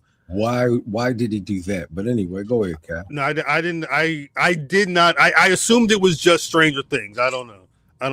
Why the hell did he do that jump? Oh, this. Well, no. Well, so look at it. It looks wow. But this is the thing, right? Like, this is one of like, regardless of if we thought this was the match that they wanted it to be, he was going for main event. Remember that. There was that moment where CM Punk was in the corner and he's trying to get into position. Bron Breakker holding on to that corner, trying to get ready to do that spear. I thought he was about to start crying because he was about to win the title. And I don't know if that was character or if that was just him intense. I'm in the moment right now, bitch. I'm about to do this thing. That was good. That was good. But that's also his deal. It was good, but it makes me wonder because that top rope Frankensteiner botch was bad. It was. It was bad, and I don't that pile driver spot. I like that they pulled out the pile driver. You look at I saw that video from a different angle. Ugh. I wouldn't have done it. I wouldn't have done it. The pile driver didn't look good. But there was. I did not check to see how long the match was, and we were talking about it in chat as the match was happening. I think we collectively thought once it got to the point where like Logan Paul and everybody, and it was they were doing a big schmaz. I thought the match was going to be over at that point, but they actually settled into what I would say is arguably the best segment of whatever they were trying to do. I say I think they're going to try and run that back just to see if they can get it right. I ain't have a problem with it. I thought it was good. It's one. You have there's the conversation of the way the industry has changed these days, and this probably would have been a match back in Punk's heyday where they would have had this match about 6-7 times before they would have went to Netflix. They would have been on the house show circuit, and Bron would have been able to wrestle in front of decent sized crowds in the main event for the world title and at least get the steps and the pacing and the timing and the reps in. Ain't no house shows. This may have been the first time that they had a singles match.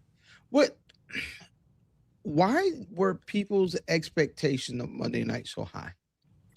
Because mine weren't first, and I didn't understand why people were so. A lot of people who were pissed off. They led with because Chris Jericho didn't return. And I mean, Adam Pearce did what Adam Pearce is supposed to do and talked about breaking the walls. So people worked into their head. They conformity gated it. Oh, it's gonna be Chris Jericho, and he gonna come in during this part of the show when he gonna have these. Like they already booking his exit before he's even there, and then he don't. Why would show anybody want to see that? Why would anybody want to see Chris Jericho wrestle? It's nostalgia freaks.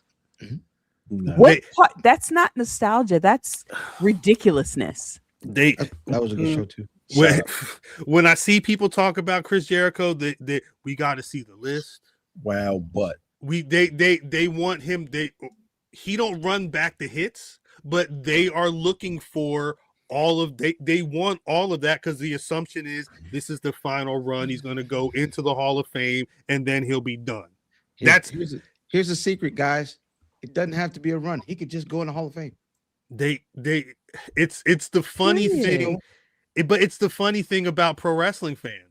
Nobody's talking about Chris Jericho ending his career like Sting and going into the AEW Hall of Fame. Like a lot of people, and again, I don't know if this goes back to the conversation of who's a WWE guy and who's an AEW guy, but there's certain individuals, regardless of where they are, fans feel at some point they got to come back and do what Kurt Angle did. Come back and have a final run, go into the Hall of Fame and kind of just go off into the rest of your life. That's not necessary. It's not. It's not.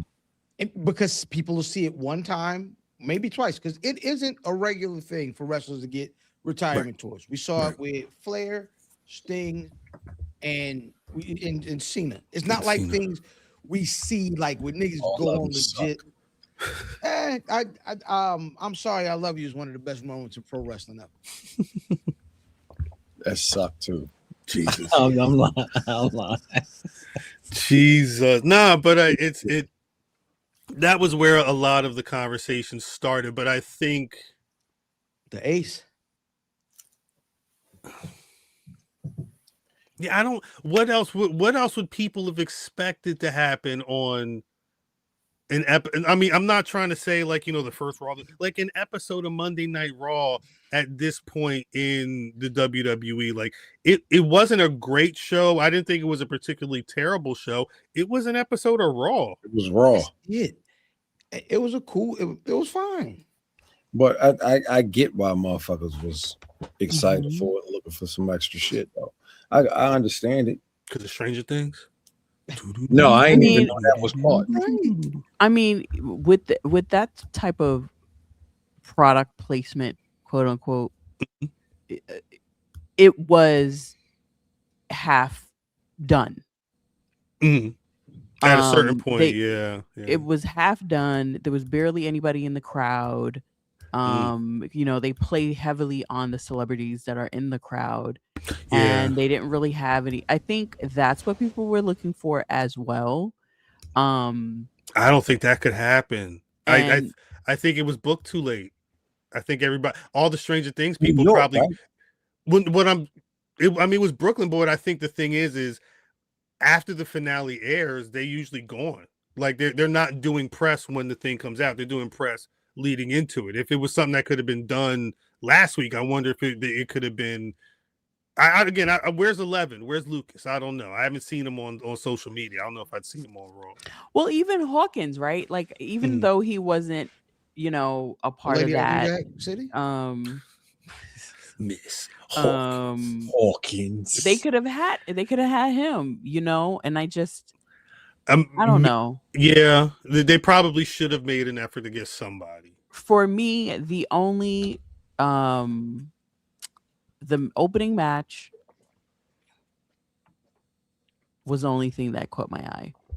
I'm not gonna say it was good or bad because honestly, I said that I was gonna try to watch, go back into the routine and try to watch and get back into it again. I couldn't stay focused. And even with the main event, it was sloppy. It's very hard to watch CM Punk at this stage. It's very, very hard. I don't know. Everything just feels super, super different. and that's why I'm a little quiet because I don't have anything good to say. I understand. And I don't want to sound like I'm complaining, like the folks on the and it's not hate, it's feedback. It's I've been watching this for a long time. I'm not excited, and that match was like every time I see Bron Breakker, I say, "Oh, he's not booked for me." He's just not, and he hasn't gotten to the space. Like even with what's his name, LA Knight. At some point, I'll be sitting on. I'll be saying "yeah" on my couch at some point. Yeah. He just does not do it for me at all. He's for the bros. It's for the if you're not barking. The barking, like it's very football. Like I'm just kind of like meatheadish. That's what I see. A meathead when I see him. Not a lot going on up here. Like just very much. It's just weird. It's weird to watch, but you can have not a lot going on up here, but appear to be intelligent in the ring. I just don't see it. He just feels like a bull in a china shop. He has no control at all, and the both of them just looked it was a very slap hazard, and at some point in the match it did pick up, but it didn't pick up in a way to say, oh, because Corey was like, oh yeah, that was a main event quality match. No, it wasn't.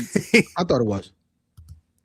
It just absolutely why? Because CM Punk was there, and then there's a difference. CM Punk is CM Punk. He's always going to be CM Punk, but CM Punk don't need to be in the ring. So you don't need to have a title. For me, I think it felt main event because it did a main event is supposed to do. It's supposed to simmer and then cook, right? It's supposed to tell a story. It's supposed to be rise in action. You know what I mean? Rise in action, peak, and then fall in action. Roll credits, fade to black, and that's what that match did specifically. You know what I'm saying? And they, from your perspective, okay. Yeah, I mean that's what the match did. The match was cool, and then from your perspective, all them people. No, I'm not talking quality. I'm talking what happened in the match. This isn't. I know. This is just what happened. Is the match was. I didn't see that. Is what I'm trying to tell you. I didn't see that. And then they had the thing where all the people came out, and then they took it to another level wrestling wise. And then it was the end of the match. That's the story of a main event. The wrestling didn't go anywhere for me. It did tell a story. It told a story. Wrestling. I mean, then now we're picking and choosing at this point, right? So a main event to me as a casual fan, a main event is to tell a story and to give me the wrestling. It's supposed to have both should marry, and it was disjointed. But rarely on a show, rarely are the best wrestlers the guys at the end of the night. The best wrestlers are usually the guys in that first match to get people excited. Okay.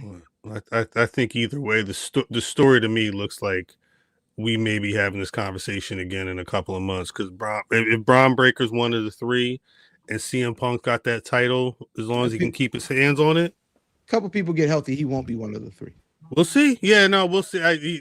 Bron Breakker may take that title from CM Punk. Yeah, I got a feeling this. It could be like a shocking storytelling in wrestling. Sounds like AEW. Storytelling with matches. Storytelling with booking is different. If you don't cut this shit out, Sean Tragedy. That goddamn Shelty B and them, you know what I mean? Listen, all these white boys you talk about every week, it's niggas on Wednesday night that's wrestling. Willow was getting love over there. You know what I'm saying? Mercedes got caked again. Pause. That sounds wild. No, she did. Getting cake sounds insane. She did. You saw it, right? She got caked on TV. I was out last night. Oh, you didn't see it, Matt? Hold on. Nah, she got caked. She got caked for real. Yeah, watch. Because it was Willow's party, but you know how it goes. Oh, okay. She got caked. Shout out to her. Yo, I didn't hate watching what's her name wrestle Wednesday this week either. Who? And I usually don't like her. Oh, Marina? Yeah. Marina and Tony Storm. She took them shoes off, and I mean, I got that weird tape on her feet. And Marina and Tony was a good match. Marina and Tony was a good match. Shelton Moxley was a good match too. Yes. What they try to say, the nigga was crying. He said he poured some water over his head. He said, well, he a bald man that poured water on his head before he went out, and they said he was crying. I don't know why he'd be crying before the wrestling match. I mean, it's only John Moxley. But then what's the name came on the timeline underneath of it, like, it's okay to cry, bro. Woods. Yeah. That's funny. That's funny.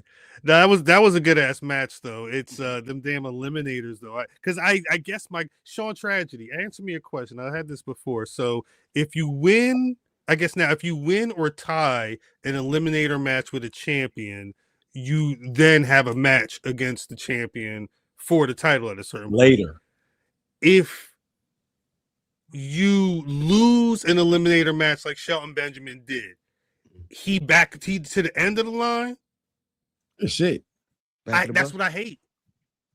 Because they trick me on AEW. They trick me with the eliminators. There's always some shit it's always some banger matches I always want to see. That's always fired. And then it's like, oh, that's the story right there. And it's always somebody who it's gonna be story. It's gonna be story. So I'm waiting to see who they're gonna anoint the next Continental Champion, because I don't know, maybe Shelton has to go to what else is over there? There's Okada don't got that title. That's Moxley got that. Okada has the other title. Maybe he'll have to go out. Maybe have to take Ricochet title.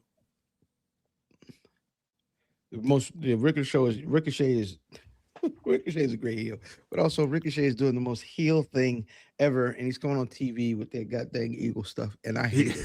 He's big Eagles. I hate it. It's always a big leather jacket. Yeah, I'm so glad. So the two teams I hate in the NFC are facing each other this week. So win, baby. Thank you, Sean Tragedy. He said it's similar to the Proving Grounds matches. That makes a lot of sense. Chilla Jones? Yeah, the eliminator ones in AEW. Shout out to Chilla.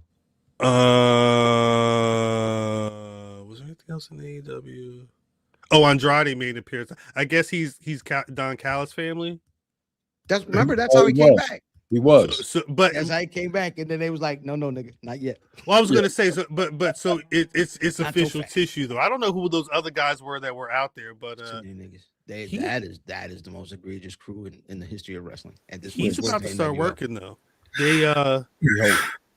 He's and maybe the night before the Rumble, he's working against Amazing Red in LA. That's his first match in the House of Glory. That's gonna be. That's for a title. That's what he did. That when he came out with the mask and all that, right? Yes. Yeah, I thought he's wrestling for a vacated title. I can't remember where. It's not House of Glory. Got you. So he is wrestling Charles Mason for the title. Charles Mason is a title match. That's what he's the lawyer, right? The lawyer for the NWO or the Men on the Mission. Shout out. Men on the Mission lawyer Charles Mason. I'm cracking up at Kamikaze in the chat.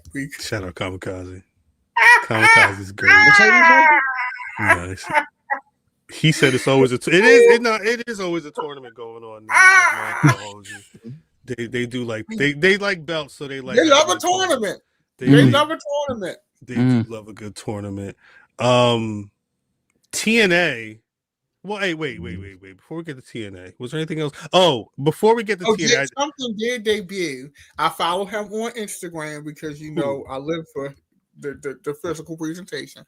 But Jake something got horny real quick. Yeah. You said who? Jake something from TNA. Oh, I thought that was a fake name. No, that's his name. That's that man's name.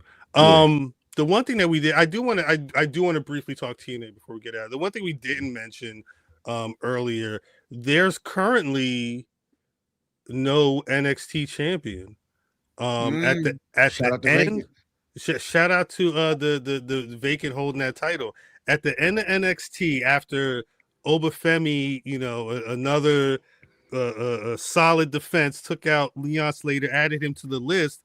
He was just in the ring doing his poses at the end. They played a video. It was ill. Shout out to the brother Fatherless, I think his name was. He was recording a video from the stands, and he showed that while they was doing the vignette on the screen, the lights went down in the arena. And then while the vignette was still playing, the spotlight hit the ring, and Oba was gone and had left the title there. And then WWE officially said the NXT championship is vacated. So, and again in chat, we always comment when them Oba videos hit whatever TV they on. It feels like this was the stamp on Oba Femi is truly the ruler. He came into NXT, he conquered, and now he's about to go onto that main roster. He's the greatest. Yep. He's goated. He's the greatest. What is that main roster? They food. Them niggas is food. Is he the one that's going to take the title from CM Punk? Because a lot of folks Royal Rumble is minutes away. Like, he could be making an impact there. He could win that shit. He's going to have a good showing. Yeah, I think. Yeah, it'll be that. He'll have like most eliminations. Like Keith Lee. He's going to do the Keith Lee. He's going to do the Keith Lee thing. That's the name that scares me. Yes. But not Keith Lee. Yeah, not Keith Lee. Do Keith Lee in the Rumble, but not Keith Lee anywhere else. But I don't mean no harm, no shade to Keith Lee, but Oba is not Keith Lee in he's not. Aesthetic and facial, and it's a way more marketable package. Nigga, I just meant wrestling. He said, I just meant that one man. When I look at wrestling, I don't look at it just as from a story, from a kayfabe. I'm looking at it, who's going to sell T-shirts for the company? Who is believable to the general public if they turn the channel and watch this programming? Who is going to be able to go out and meet children? Who's going to sell me merch and action figures? That's when I look at the product, I'm looking at it from that perspective. Did you say meet children or make children? Meet children. Like meet okay, children, let's make it short. Autograph signings. Who's going to have a line WrestleMania weekend at WWE World, right? Those are the things that I'm looking at, and I know that this company is looking at that. Yeah. And so, no shade to Keith Lee, but Oba Femi has way more runway for all of those things than Keith Lee did. I just meant what he was doing in the Rumble. Oh no! In the Rumble, he's going to have a good showing. I think they're going to make sure that he's showing. He'll do great spots, and then he's going to get eliminated by a few or a couple guys that's going to push him out of there to make him look like a big thing. But he's going to have when y'all are talking about this is the greatest NXT nigga of all time. Yeah. I ain't say that your cousin did. Right. I did. I remember a nigga holding a North American and the goddamn what's his name title. He was like, y'all can have these back. I'm going up the road because Brock Lesnar said, look at this big nigga here. I thought he lost them. He lost his way when he was gone from NXT. Like the Keith Lee career didn't go nowhere after that double title win. And I'm in the WWE, in AEW. Like, he went to AEW. He had a tag title run. He's still there. It's been a year and change. 2 years. Is he a wizard still? I thought it was longer. What I'm saying, the wizard. Remember, he was a wizard. He did have a whole cloak and wizard. Rick Ross called him a big monster. Don't let me find a wizard. But please don't. But this is why when you say Keith Lee, I'm like, I just said his showing in the Rumble was gonna be like Keith Lee. I know. I was reading some shit about Brock Lesnar trying to have SummerSlam as his last match. Let Oba Femi put the bullet in him. That's what people are thinking. People are thinking that that'll be the time. You gotta white ass out to the pasture and put a shell in him. Is WWE going to be cool with? Are they down with that? Old yellow. Old yellow. Old yes. Old pale yellow. Are they? I mean, because he ain't the wizard. What? He was the wizard. He can't. Oba can't be that. He certainly can't be that. Trying to take out a Brock Lesnar forever. Then he was a pastor. He was a wizard. He was down with number 52. They was chilling with Rick Ross. Like it's none of it made any sense. And I think the beautiful thing about what's going on with Oba right now is it feels like they are saying, "Oh, we have a focus. We got an idea." We'll see what happens with him. We'll see what actually this time next week. TNA will be having their debut show on Impact. I mean, their debut Impact on AMC. AMC. I was trying to find the demo. It may be 25 to 54. Honestly, there's not a lot rocking on AMC right now. I'm not, no disrespect, but like there's a couple of cowboy movies. You said what? They used to American Movies Classic. They used to be American Movie Classic. Yeah, Granddad used to love that channel. Granddad used to watch that shit. Faithful. It was a rival station for Turner. The rice paper pajama pants. Yes. Yo, I can see my grandfather balls. Yo, tuck the motherfuckers in, cuz. My slip was born. Your balls in, Granddad. It's literally the Interview with a Vampire show, a couple of Walking Dead shows. One of them is ending soon, and there's so whatever it is. Like, it's not a lot of content like this, and this is the only sportsy type thing that's going to be over there. Which is smart because it's not because the idea of it isn't to convert AMC niggas. It is to give TNA fans an easy destination and TNA possible fans an easy destination, because trying to find them niggas on Access, which a lot of people didn't have, you know what I'm saying, so on and so forth. Like, it's about them having somewhere where niggas can say, oh yeah, go right here where Breaking Bad used to be at, right over there. Like, you know what I'm saying? Yeah. It's something easy to port to. Was there? Yeah, it was on AMC. I thought it was on FX. No, it was AMC. Like the Mayans and all that stuff. AMC. It was Mad Men. It was Breaking Bad, Better Call Saul, Walking Dead. Yeah, a lot of those shows. But it started with Mad Men. That was only 2007 when they really started getting into that great series. I gotta check it out. But yeah, it's AMC saying, oh, NXT, they work with WWE, they work with NXT, we can get some live programming, some weekly live programming. That's really what the move is for them. Is TNA going to be able to provide them program, not that is Breaking Bad level, but like programming that is going to be what's in that spot now? Any idea? Over there? Yeah, what's been in that spot? Because I mean, that's the thing, is like nobody needs to make sure that they're home at 8:00 on Tuesday to watch that show, because I'm gonna watch it tomorrow at work. You know what I'm saying? While I'm doing my, you know what I mean? Niggas gonna put that, they watch it whenever. They got a lot of it's all horror and thriller stuff. The Terror, Dark Winds, horror. Interview with a Vampire, the Mayfair Witches, Talamasca. Yeah, I'm not up on any of these shows. Then it's like two different Walking Dead shit series. It's supposed to say Interview with a Vampire is good. I thought he I've heard amazing. The show was good. That show is given. Like, I love what's his name? The guy that plays Lestat. He is Lestat from now on. That shit that Tom Cruise did was cute, but whatever. Hold on. You just said the Tom Cruise shit. Right? Yeah, but Interview with a Vampire is amazing. Is it the same? Is it from the movie? Pardon. No, it's based on Anne Rice's book. Okay, and it's more true to the book than what the first movie. Than the movie.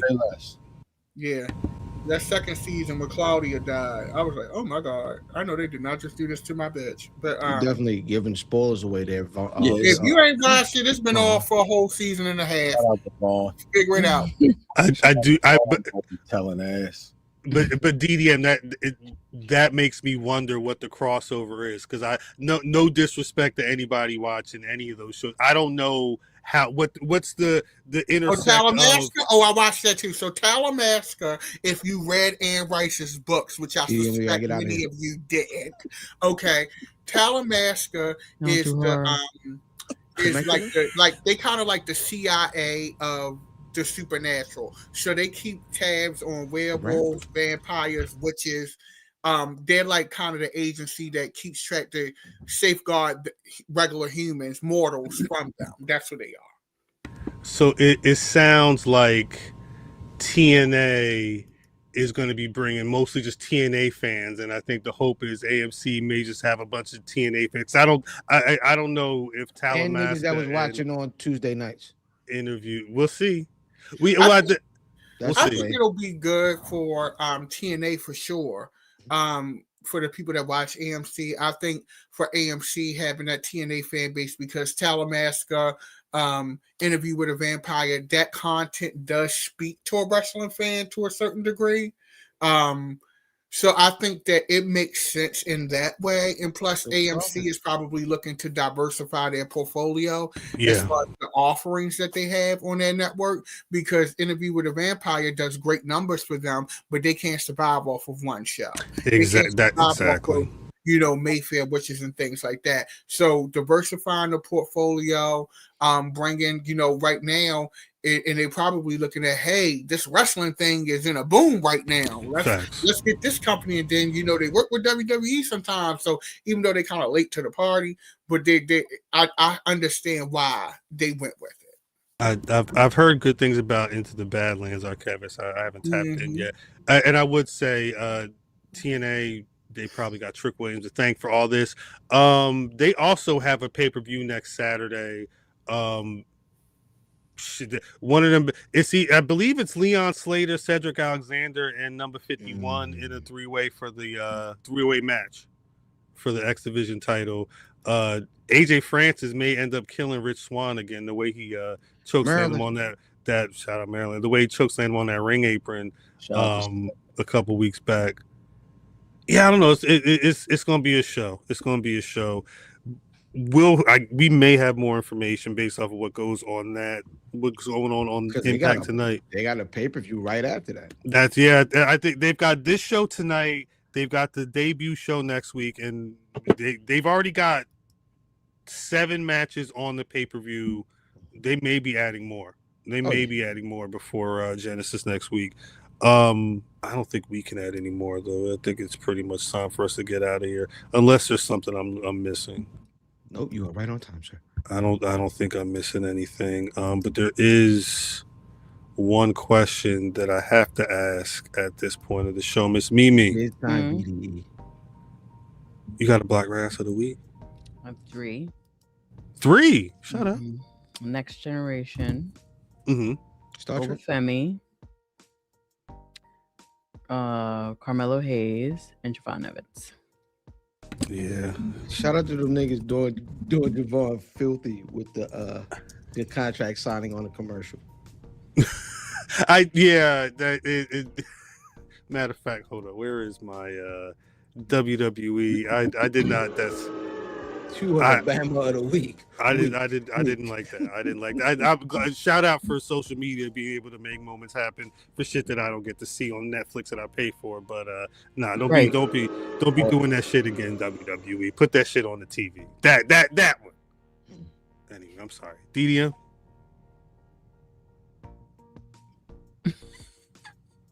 You want the nigga to say you watching something. Oh no, because Ashley Ellison was reading this down on TNA. She was going in on Hemp Edge. She got him fulfilled. It was giving Wig Snatch. Where's his scalp? Because it's not there anymore. My Black Wrestler of the Week is going to be Oba Femi. Shout out. I like that. I do like that. Brother Fam? I'm going to go... Shout out to TNA Shine, the BDE nigga. And that's another nigga that was at TNA. Got over on the back of a nigga from Seven. So shout out to AJ. That's good. Facts. Brother Man. I'm not going to do my original Black Wrestler of the Week because it was Mike Tomlin. I knew you're so predictable. It's so predictable. I just said I'm not gonna. So predictable. I just said I'm not. Shout out to BDE. Getting signed by TNA. But my Black Wrestler is gonna be Trick Williams. He came out with that Coke White shit. Oof. Had the whole arena going up for him. That ain't no hell. That's just a live nigga. Shout out to Trick Williams. I'm sorry. Black Rasslin of the week. I'm sorry. My I hate saying honorary mention, but he is not my Black Rasslin of the week. But shout out Oba Femi. The idea of just leaving that title belt there is amazing to me. This is perfect. My Black Rasslin of the week. I just watched her wrestle Wendy Chu on WWE Evolve in a no disqualification match, and she went Chantel Monroe. Yeah, she was champion Chantel. She was champion Chantel for a while. I like her. I like her a lot. Character wise, this is the first time I didn't know what to expect with a no DQ match, and they was going through tables. They was spraying each other with hairspray. They had chair spots. If go on Tubi, go watch Evolve at least for that match from this past week. Shout out Chantel Monroe. I a couple years I better be seeing her up on NXT or in somebody Royal Rumble or something like that. That's gonna do it for I wonder if they're gonna keep her name Monroe because it's Blake Monroe. That's a good question. Honorable mentions. What else? Shout out to Shelty B. You know what I mean? Shelton Benjamin for getting busy. But also shout out to the homie. We seen when the Yeet Man and them, the Yeet Express was coming down. Shout out to Trista B. You know what I mean? Hopping on TV. They did say they're gonna let me keep the name That Wrestling Earl. You know what I'm saying? Shout out. Peace to the squad. It looked like it was live up there in Brooklyn too. Shout out to everybody who was out there getting their content on. That'll do it for us this week. Miss Mimi, before we get out of here, where can the people find you on them social medias? Right up, if you youtube.com/Black Rasslin, you can see where she pointing at every Tuesday as well. Big Buckle Ting. Every Tuesday, 6:35. Sleepy Ting. DDM, where can the people find you on them social medias? YouTube.com/Secretary of Shade, at Dapper Dan Midas, on Instagram, Cash App, and Venmo. Yeah. No, I like that shit. That was good. That was good. Brother Fam. Ilfam790 social media choice. Get at me and keep an eye. You're gonna see me a couple other places sometime coming up quick. I've done a couple things cool with some cool people. Shout out cool people. Brother Mav. At Cal on Twitter, at Black Rasslin on Twitter, Facebook, and Instagram. BlackRasslin.com is a website, and as always, you can find Black Rasslin on Spotify, Apple Podcasts, wherever you get your podcasts. We should be there. More importantly, YouTube.com/Black Rasslin every Thursday night, every 8:35 p.m. Eastern Standard Time. 5 mics of wrestling and shenanigans. I think that's what we're doing over here. Patreon.com/Black Rasslin. All the copyright that is not fit for over here, you could just go watch it over there. Pay that $1, pay that $10. We watch. Matter of fact, the one I don't know if I'm saying honorable mention, but shout out. We watched Devon Dudley and Maven talk about the Jim Ross situation over there. Devon. Hold on, man. This is my beef because Devon Dudley was talking that we don't see color shit not too long ago. And now to come out, my bad, Cal. Go ahead. Well, no, he had what you saying? It wasn't so. It ain't like Devon came out on the soapbox, right? He didn't come out like, and then the man tried to keep me down. Nah, Bubba asked him a question. Well, and I actually, and he was vague about it until Maven snitched. This is 2 things, right? One, Maven snitched. And Maven he imitated JR to let you know that it was JR at Oklahoma. The one thing that is the petty shit with Jim Ross, right? And we'll get out of it after this. They said this back in October, right? This conversation was had back in October. That's correct. Jim Ross talked about it like 2 weeks ago on his podcast. And from his mouth, he was questioning why Devon was talking about it, being like, oh, to paraphrase, I guess he needed some clout for his little podcast. Now, mind you, this story blows up. Jim Ross just returned to the AEW commentary desk. I mean, I'm not saying that Devon had ulterior motives. I don't believe that he did, because again, he wasn't even trying to bring this up, and that was one question I had. Jim Ross sounded like he talking about himself in the mirror when and trying to put that on Devon, but You know, whatever the case may definitely be. I don't know why he made it up. I just thought he Ghost Suit is crazy. Anybody with them hats. No. Nah, JR like to get his boots on the ground. Where Shivani, where are my hats at? On that note, DDM, please take us out. You must understand that the touch of your hand makes my pulse react. It's America. Do-do, do-do, do-do. I can sing it wrong. Do-do, do-do. 'Cause it's all gotta see what's in this sound of me. Oh, what's love got to do with it? What's love but a second-hand emotion? What's love got to do with it? Who needs a heart?